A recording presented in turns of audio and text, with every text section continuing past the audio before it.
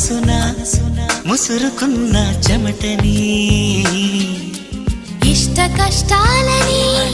ఇప్పుడేమంటారు ఈ మోహమాటాలని మరి ఏమంటారు స్వల్ప భారాలని ఇప్పుడేమంటారు సమీప దూరాలని అసలేమంటారు జారే నింగిని దొరలాంటి దొంగని పాడే కొంగుని పరిమళించే రంగుని